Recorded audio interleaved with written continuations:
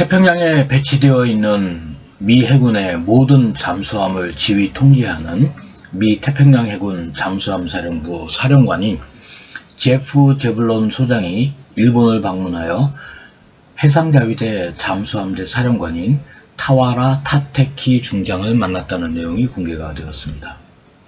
미 태평양 사령부는 2022년 9월 21일 현지 시간으로 공식 사이트를 통해서 한 장의 사진을 공개하며 이와 같은 사실을 밝혔습니다.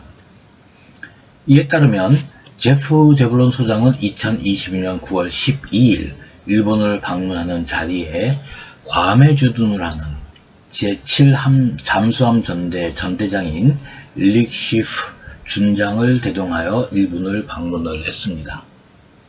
약 10일이 지난 후에 부산항에 미 해군 항공모함이 입항한 시점에 같이 공개한 것이 특징이라고 할 수 있겠습니다.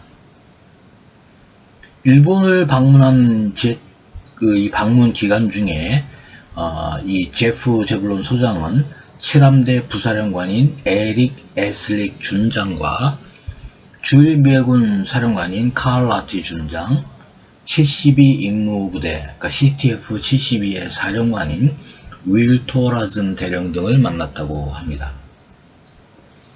해상자위대에서는 자위함대 사령관인 유아시 히데키 중장을 만났고, 잠수함대에서는 전술했다시피 사령관 타와라 타테키 중장과 제2잠수대군 예하 제4잠수대 사령관인 마사키 카즈나리 대령과 올 2022년 3월 9일 취역을 한 최신형 3000톤급 잠수함인 SS-513 타이게이를 방문을 해서 함을 둘러보고 함장 츠치야 토오루 중령의 안내를 받았다고 합니다. 이 회합의 목적과 내용이 공개된 것은 없지만 이 기사에 관심을 갖는 이유는 현재 중국과 대만 그리고 북한과 한반도 등 동북아시아의 안보 정세와 관련이 있는 것으로 추정이 되기 때문입니다. 태평양에서 러시아와 중국의 연합 수중 전력에 비해 이 상대적인 열세를 보이고 있는 미 태평양 해군의 움직임이기 때문이기도 합니다. 다음에 보실 표는 북서태평양에서의 수중 전력을 비교한 것으로 본인이 작성을 한 겁니다.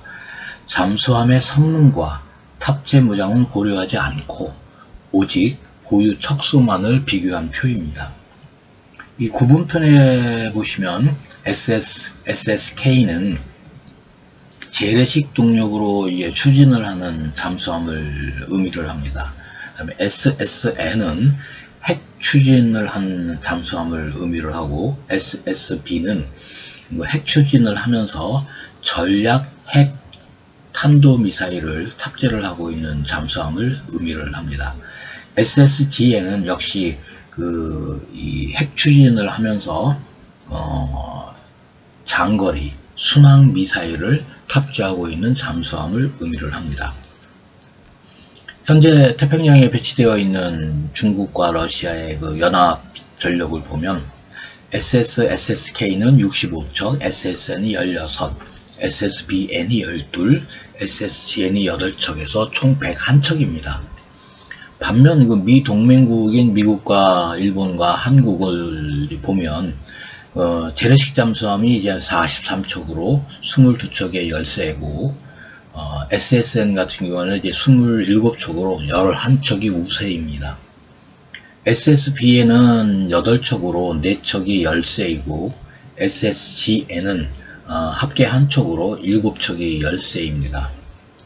그래서 총 보유 척수가 79척으로 중국과 러시아 연합 세력에 비해서 22척이 열세 상황에 있습니다.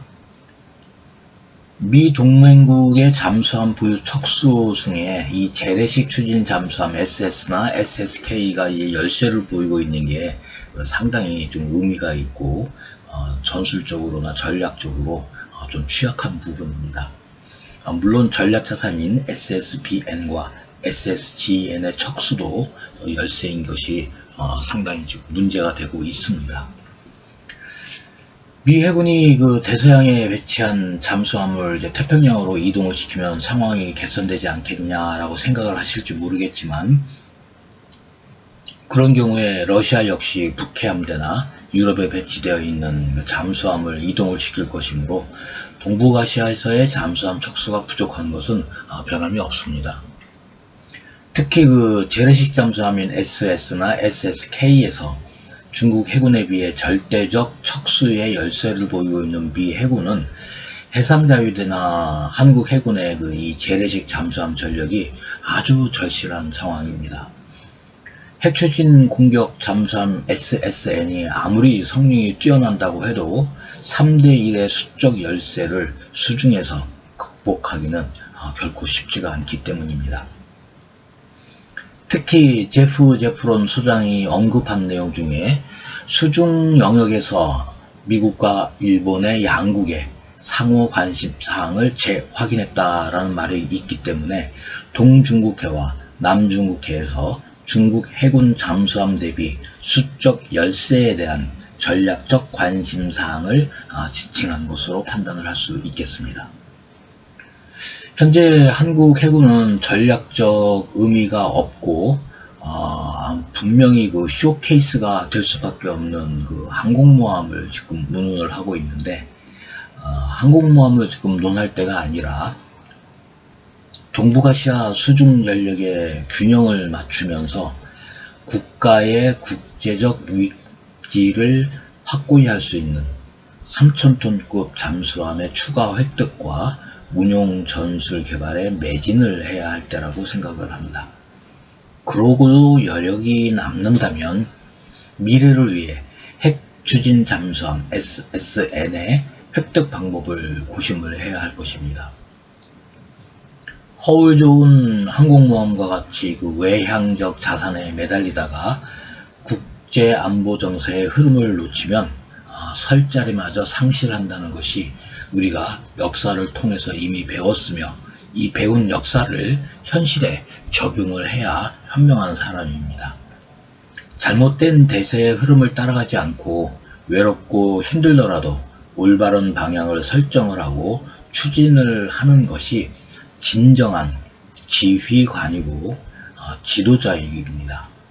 그리고 그렇게 할 수 있는 것이 진정한 용기라고 본인은 생각을 합니다. 이번 편 여기까지 하겠습니다. 감사합니다.